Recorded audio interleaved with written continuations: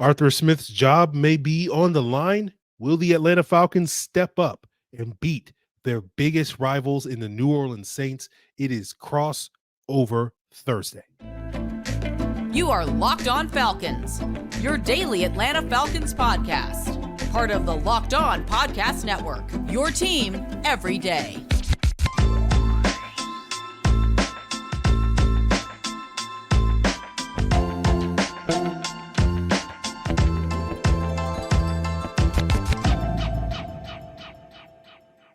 What's going on, everybody, and welcome into this crossover Thursday edition of Locked On Falcons and Locked On Saints, your daily podcast covering the Atlanta Falcons and the New Orleans Saints here on the Locked On Podcast Network, your team every day. We are your hosts, Aaron Freeman from over at Locked On Falcons, RIP at Falc fans, or at least like not RIP, but just sort of like on a break. You guys are on a break. That's really all that it is. Extended. But you can Yeah, extended break. But you can continue to follow along with him as well over at Locked On Falcons. Myself, Ross Jackson, senior red room reporter over at Saints News Network and host of Locked On Saints at Ross Jackson, NOLA. On today's crossover Thursday, we're going to be breaking down everything you need to know about this New Orleans Saints and Atlanta Falcons game and what is wrapping up an NFL season. I can't believe we're here already. It is week 18. We appreciate you very much for making us your first listen of the day every day. And of course, we appreciate you very much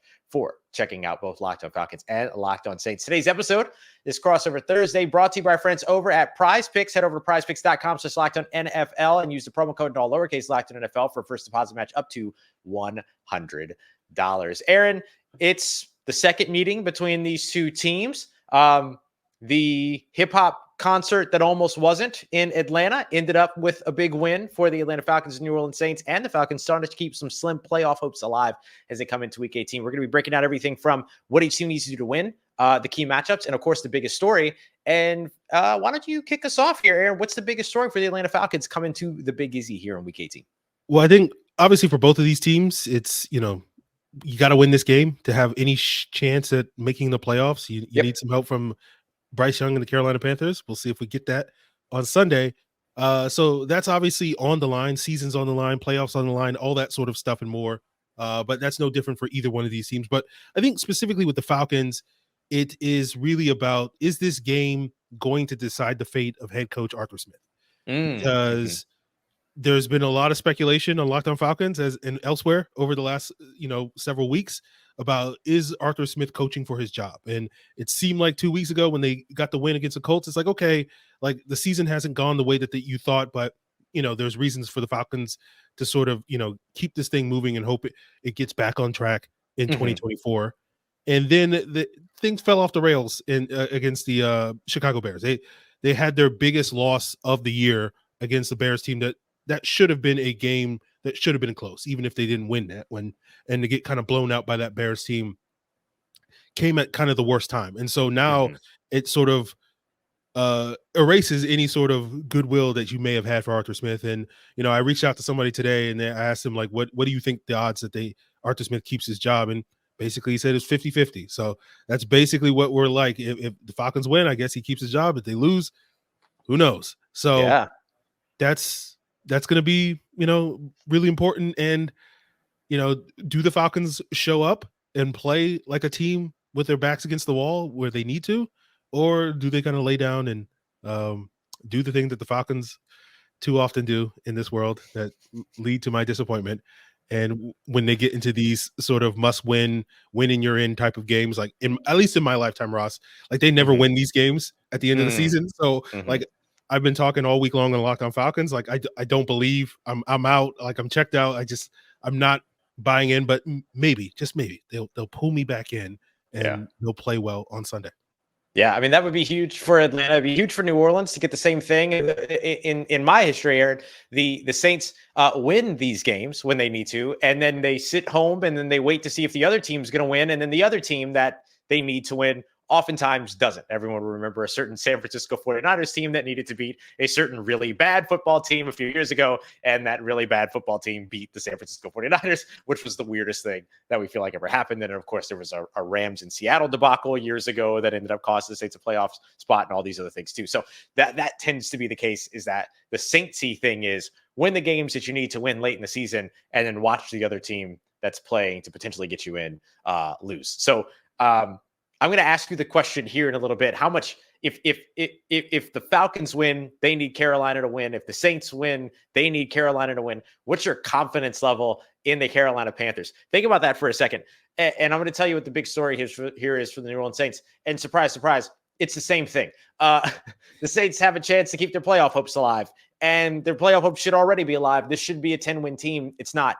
And this is an opportunity for them to still make up for that, have a winning season after going 7-10 last year, show some improvement. Dennis Allen's first winning season. Unlike Arthur Smith, Dennis Allen is completely safe in his job at this point. But you have to imagine that there might be some kind of, I don't know, motivation for a Pete Carmichael, the offensive coordinator for the New Orleans Saints, to try to prove something here late in the season. I don't think anything is going to save his position. I think the Saints will eventually change offensive coordinator at some point in the months following the season. I don't think it's going to be an immediate thing, but I mean, it's an opportunity for him too. So that's why I mentioned like jobs kind of on the line in this game. And I was curious if Arthur Smith was going to kind of be in that category. So interesting to hear sort of that 50-50 thing, because that effectively means almost in a way, right?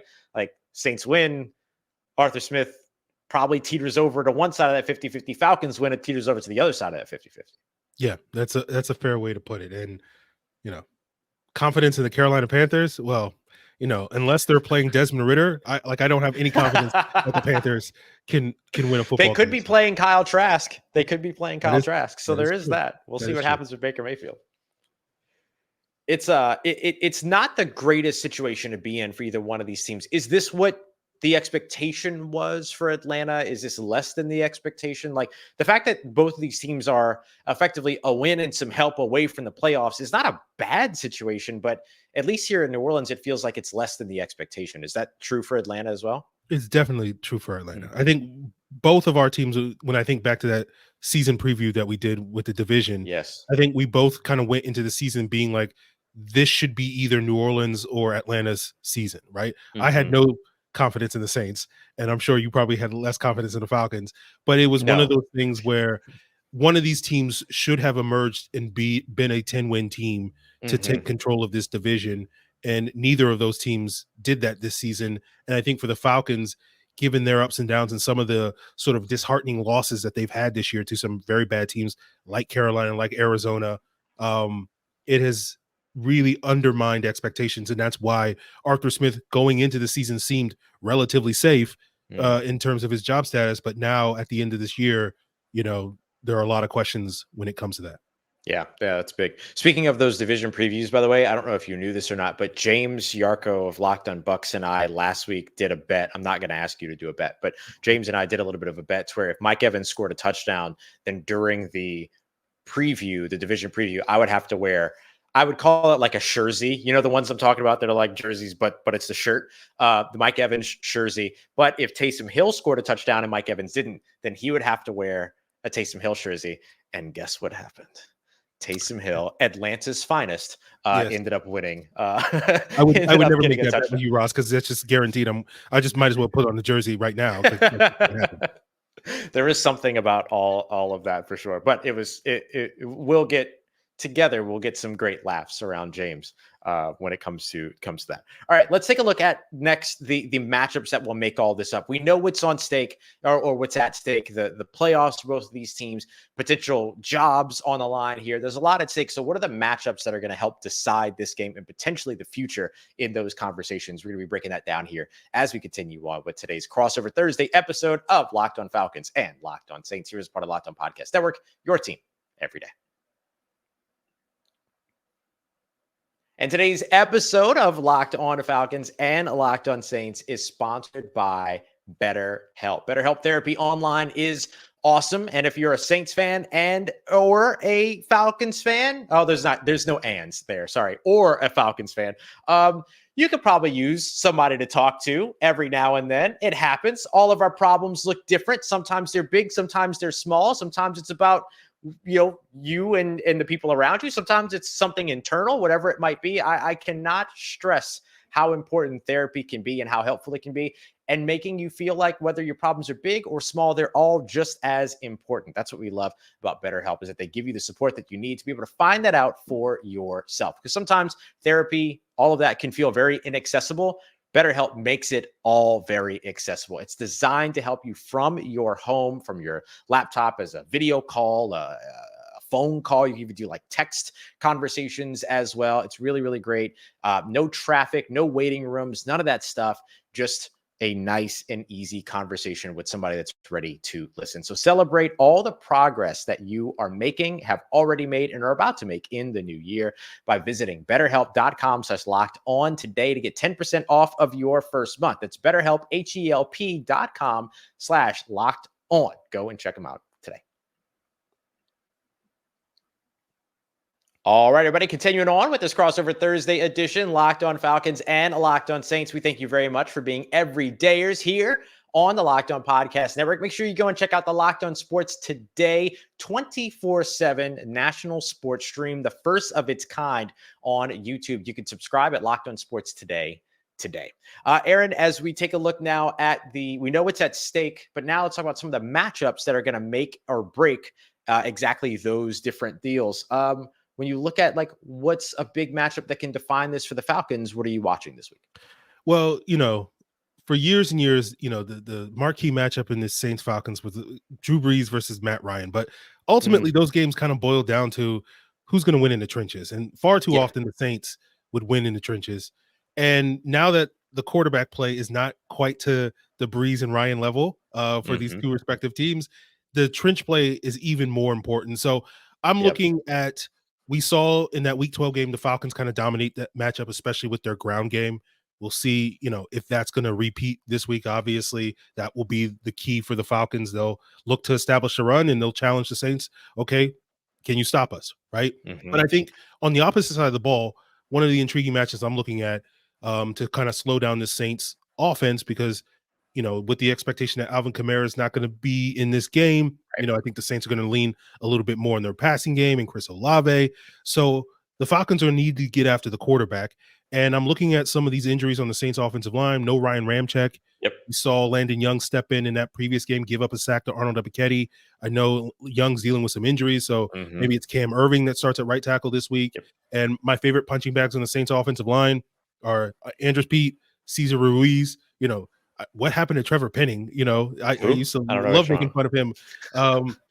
So, I feel like the Falcons have an opportunity. Zach Harrison, their rookie defensive end, has come on strong in recent weeks. David Onyemata looks like he's working back after missing a couple of games with a knee injury. Calais Campbell's been coming on strong. As I mentioned, Ebiketie had a nice game. Bud Dupree had a couple of nice games a couple of weeks ago. So this Falcons pass rush really needs to sort of get after the quarterback and take advantage of some of these matchups, especially at that right tackle position. And if they can do that, I think that will really put a hurting on what the Saints want to do offensively. Yeah, it's the biggest thing, without a doubt, especially even looking at it from the New Orleans Saints perspective. I mean, what we know about the New Orleans Saints is that on the defensive side, they can manage adversity. They can, give up a big play here, give up a big play there, not get off the field on third downs, all that other stuff, but then still finish the drive, either holding to a field goal or keeping points on the board. That's how they became right now the sixth ranked scoring defense in the NFL. But the Saints offense is not nearly as confident, nearly as good, nearly as in rhythm as their defense is, despite the ups and downs that we've seen from the defense when it comes to managing adversity. There are things that are going really well on the offense. Over the course of the past few games, Derek Carr has been awesome. He hasn't been Drew Brees level, Matt Ryan level like we've been talking about, but he's looked really, really good here as of late, which, look, he's healthy. His AC joint is no longer, his shoulder's not hanging out of his socket anymore, all these other things. But for the most part, like, that's what you wanted to see, and you're starting to see some of it. So now you go beyond that, and then you have to look at, okay, so what does the New Orleans Saints scheme need? Well, the New Orleans Saints scheme on the offensive side seems to need everything to go perfectly. And so this is why I agree with you. I think this is yet another game that's decided in the trenches. Hello, oldest cliche in the book when it comes to the NFL. We get it. But it's a cliche because it's so often true. And this is definitely one of those weeks where it's absolutely true. The Saints need to have things go perfectly on the offensive side. Otherwise, people start panicking and, drives get really weird and, they can't manage the tempo that they need to manage. The play calls come in and then you see a whole bunch of the sort of like regression, less motion, less play action, more runs on 2nd and 10 after incomplete passes, all of these other things that have plagued the Saints offense. Those things kind of start to like panic, arrive in the offense. And that can be big in a game where you're without arguably your best offensive player and Alvin Kamara. As you mentioned, we are expecting that will be the case. There's just a lot of opportunity for you to, panic as an offense, regress, and not be able to manage the adversity. And so the offensive line has to ward off as much adversity as possible, which is a bigger task this year than it has been in years in the past. Yeah, definitely. And, I think getting pressure on the quarterback is going to be the Falcons' best weapon to slow down Chris Olave, who had a nice game the last time the Falcons played, got the better of Jeff Okudah. Since then, Jeff Okudah has kind of been benched in favor of rookie Clark Phillips. So we'll see how that matchup lines up. AJ Terrell's coming off a pretty rough game against DJ Moore, but AJ Terrell's been pretty lights out this year outside of that game last week against the Bears and DJ Moore and an earlier game against Mike Evans and the Bucks this year. But, Chris Olave, is a very good player, has been coming on strong lately in the true sort of number one in that Saints offense. And so, he can give this secondary some problems. And the best way for the Falcons to, prevent the ball from getting into his hands is make sure, Derek Carr can't get rid of the ball by putting, and planting him on the turf. Yeah. And I think that the flip side of it is true for New Orleans as well. Looking over at the New Orleans Saints defense, trying to ward off as much of that Atlanta run game as possible. I think it's 3 straight games now to where they've given up over 200 total rushing yards to the Falcons. You can't do that and win a football game, presumably, right? And, Bijan Robinson had 91 rushing yards last time that these two teams met. And then he also had the wheel route for the touchdown and the passing game and everything too. Those two things are big. And so I think, if I remember correctly, Bijan's 91-yard rushing game was the second highest total that the Saints have given up to an individual running back all season. And it only became the second highest 2 weeks ago when they gave up over 100 yards to Kyron Williams when they went up against the Rams in LA. So, I mean, his production in week 12 was longstanding the best performance of an individual running back against New Orleans. But then we've also seen New Orleans come out and find a way to mitigate, run games for like Saquon Barkley had 14 rushing yards. And so they're so hot and cold in that area. And it's obvious that it needs to go one way versus the other. And then maintaining their run game and finding their run game over on the offensive side is going to be big. We crack jokes about Taysom Hill every time that we talk. We crack jokes about Taysom Hill when we started, but like he has to become a big part of the run game this week if the Saints don't have Alvin Kamara, because otherwise you're running with Jamal Williams, who, you need the reps with him to really get him started. He's a guy that the more he touches the ball, the better he gets. But what's your ability to be patient there? We haven't seen the Saints be very patient when it comes to that kind of like upstart guy and everything. So I think that those two run games end up really deciding this game, or at least setting the tone for this game early on to see what the result is at the end. So, Ross, you're telling me that the Saints need Taysom Hill to play well against the Atlanta Falcons to help the Saints win? Big ask. I know. Big ask. That's going to be so hard for Taysom Hill to play. That's never happened before. So.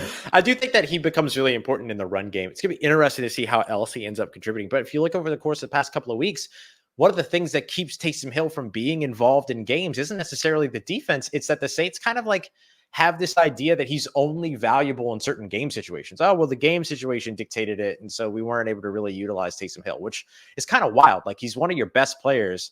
And right now he might be your best player with Alvin Kamara out on the field, save maybe Chris Olave. But like considering all the different things that he can do, you shouldn't need a game situation to get him involved. You should just kind of be involved, which maybe is just too much to ask. But I know I'm preaching to the choir because I know that there's a whole bunch of conversation around that with Arthur Smith and Bijan, right? Yeah. That's definitely been a topic of discussion this year. Getting Bijan involved. It hasn't been too big an issue these last couple of weeks, although it was an issue a couple of weeks ago against the Panthers. Usually when he gets criticized for it, the next week he responds well when it comes to Arthur Smith, right? Like he's like, okay, I heard what you guys said. right? I got my burner account on Twitter. I heard Really what you guys solid said. coaching right there. I'm gonna fix it. All right, I heard you. Man. So I think we'll see. We'll see. What adjustments he makes, but obviously the Falcons have a very good 3-headed backfield with Patterson. Notably, Patterson was tweeting he hasn't been used that much this year, which is true. I think the Falcons would have scored on that long field goal try if they had the world's greatest kickoff returner back there rather than their punt returner. Imagine that. Feels weird to not have the all-time record holder for kickoff return touchdowns back there on that opportunity. But so I think you'll see them get Patterson involved along with Robinson and Tyler Algier as well. So if they can get the run game going, the less they're asking Taylor Heineke to throw the football, the better, if you ask me. Yes. And actually, that's a great segue. We're going to get some more on that because I think that becomes a big part of what has to go right for the New Orleans Saints to win this game. And I'm sure the inverse is true for the Falcons. So we're going to get to that as we continue on and wrap up this crossover Thursday edition, Locked On Falcons and Locked On Saints, part of Locked On Podcast Network, your team every day. In today's episode of Locked On Falcons and Locked On Saints, brought to you by our friends over at LinkedIn Jobs. Maybe LinkedIn Jobs might be useful for the Atlanta Falcons and the New Orleans Saints who might be looking for some new additions when it comes to their coaching staffs in their own different ways. But for you as a small business owner, every time that you go out and hire, it can always feel like such a magnanimous, big sort of thing. And now you think about something like, what's the one move that you feel like you can make in your business to take it to the next level in 2024? Kind of like what these football teams could be looking to do over the course of the offseason. And LinkedIn Jobs knows exactly how to get you to that path. They've created more tools as well to help you find the right professionals for your team faster and for free. It's not just another job board. You've got billions of people, billions of professionals to choose from across a vast network. And of course, there's a big thing with small businesses, right? You're always wearing a lot of different hats, all that kind of stuff. So LinkedIn gives you all the resources that you need to hire. So post your job for free today at linkedin.com/lockedonnfl. That's linkedin.com/lockedonnfl to post your job for free. Terms and conditions apply. All right, everybody, wrapping up this crossover Thursday edition, Locked On Falcons and Locked On Saints. We appreciate you for making us your first listen of the day every day. Make sure you come back for the Friday episodes as Aaron and I put the finishing touches on what needs to happen for each of these teams ahead of Sunday's game. And of course, the live, post-game reactions, all the good stuff that we're doing over at Locked On Atlanta, Locked On Sports Atlanta, Locked On Falcons over at Locked On Saints as well. So, Aaron, let's start with the Falcons here. As we have throughout the show, what's got to go right for the Falcons? Like what's sort of the path to victory for the Atlanta Falcons in this game?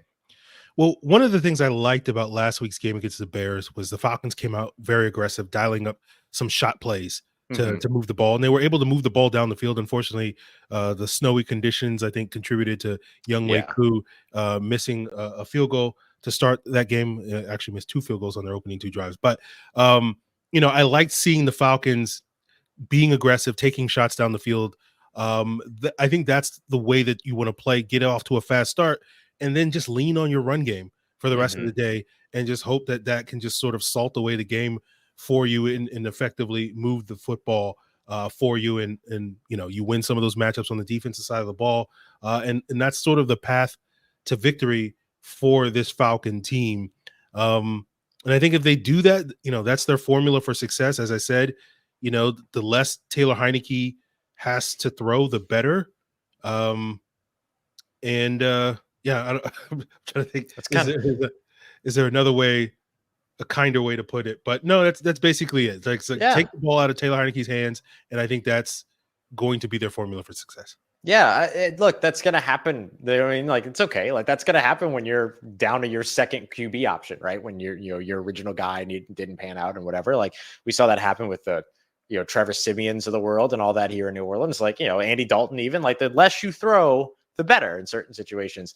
And I think the inverse of that is true for New Orleans. So, I think that the thing that they're looking at doing is, look, they scored their first opening drive touchdown of the entire season so far last week against the Bucs in Tampa. That was their first one. And they would love to do that again at home against the Atlanta Falcons. Gets the crowd into it, of course, and everything with them being at home. But also, it kind of gives them an opportunity to maybe build a little bit of a lead. which then forces Atlanta to throw the football and get away from their run game, which is the bread and butter, which is what that offense is really, really good at. So what, top 6, top 8 number 8, I think it is, rush offense in terms of rushing yards in the NFL. But it's top 10, right? It's a top 10 rushing offense. And so like, that's what they want to do. And when you got over 2,000 rushing yards and when you got 14 rushing touchdowns and you're in the top half, top 10 of those things, like, yeah, you want to keep the team from doing that. And sometimes your offense in that case can be your best defense.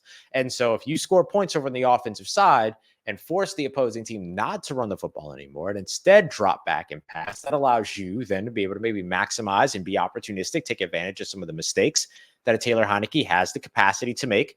And it allows you to be able to pin your ears back over on the defensive end or defensive line and win that battle in the trenches in the passing game, as we talked about, by putting pressure on Taylor Heineke, which could force those mistakes. I think that's got to be the big thing that the Saints do here. They've got to get off to the strong start and the fast start. And then they've got to be able to take advantage of all of the different things that creates as complications for the Atlanta Falcons, which then leads me to finishing strong after the fast start. And we see this every now and then that the New Orleans Saints, particularly over on the defensive side, the last 2 or 3 drives, the defense tends to let things get a little bit too interesting, playing soft, but yet somehow, receivers getting up over the top of them and stuff like that. We saw that against Green Bay earlier in the season. We saw that against Tampa a little bit this past week, a little bit too close for comfort when it came to Tampa, but still a little bit, they're able to keep that one at least mostly manageable. Here in a game where like Atlanta would love nothing more than to play spoiler for New Orleans. New Orleans would love nothing more than to play spoiler for Atlanta. You can't let that happen. I agree. Yes. The Falcons are also known for letting teams, move the ball down the field late in games. In 2023. We're talking about 2023. Yeah, there you go. Yeah. No other game. I don't know what you're talking about. Okay. All right. 2023. Now it's 2024. Maybe they can start their new year by not doing that at the end of this game. But, with the exception of last week's game against the Bears, which is why that game was a little bit surprising, pretty much every Falcon game boils down to like a 1-possession game in the final 5 minutes of the game. And that's probably going to be the case again this week. And absolutely, I don't have a lot of confidence that the Falcons can win that sort of game on the road against the Saints. They habitually, as I said at the top of the show, they habitually lose these types of games when they need to win them. They typically lose the second divisional game if they've won the first one under Arthur Smith. So, if I'm giving a final score prediction, I'm picking the Saints. I think they're going to win like a close, like 25, 24, 25. Saints get around 25 and the Falcons get like 20, something like that. And that's probably how it goes down. And I'm sitting here crying on camera for that postcast. Oh no, they got you crying in the club. Don't let it happen. Yeah, I'm picking the Saints in this one too, 24-17. Like I said, 24-17, 24-20. We're right in the same ballpark there. I think that like the difference is that I'll say 24-20 because look, Younghoe Koo missed 2 field goals last week. He ain't missing field goals in the dome. That's never happening. Like there's nothing. That's something that Aaron and all the Falcons fans, you ain't got to worry about. Like Younghoe is going to be good. He's going to be cool in the dome. But I think that New Orleans like is the opposite on the opposite end of the spectrum. They tend to win this kind of game. The bad luck comes when they have to sit around and wait for another team to do their part, And so I'm with you on this. I think that the Saints win this game. I think they're a little bit more desperate. There's a lot of people that want this to work.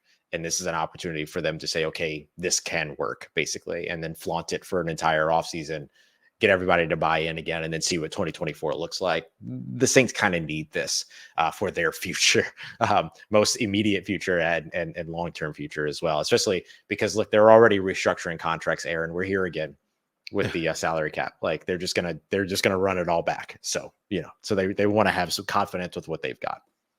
That makes sense. Well, the Falcons need this one too, because certain people might lose jobs if they don't take care of business. So, do you feel like the relationship between the Atlanta Falcons players and Arthur Smith is such that they will play for their coach? You know what I mean? Like sometimes that happens with the head coach is about to get fired and then the team shows up for their guy. Is that the relationship here, or is there concern that wouldn't be the case? I believe that they will play and Mhm. play with effort and play hard. Yeah. But you never know. That's the thing about the NFL. You never know. Never know, indeed. And here we are making predictions about a divisional game in week 18 of the season. Let's just see how this one goes. Why don't we, Aaron? Buddy, I appreciate you. This is always a blast. I always love our Falcons and Saints crossovers. Always a ton of fun. Again, if you want to keep up with everything going on for the Falcons because you're a Falcons fan and you're a Locked On Falcons listener, or you're a Saints fan and a Locked On Saints listener and want to know more about what's going on going into this game, Locked On Falcons is the place to be. Vice versa, Locked On Saints is the place to be. We appreciate you very much for making us your first listen of the day every day. For your second listen, go and check out your other favorite teams Locked On podcast, because if you've got one, the answer is yes, we've got it covered. So make sure you go and check it out wherever here on the Locked On Podcast Network. For Aaron Freeman at Locked On Falcons, I am Ross Jackson at Ross Jackson Nola, and we thank you very much for being here for another episode here on Locked On Falcons and Locked On Saints, part of Locked On Podcast Network, your team every day.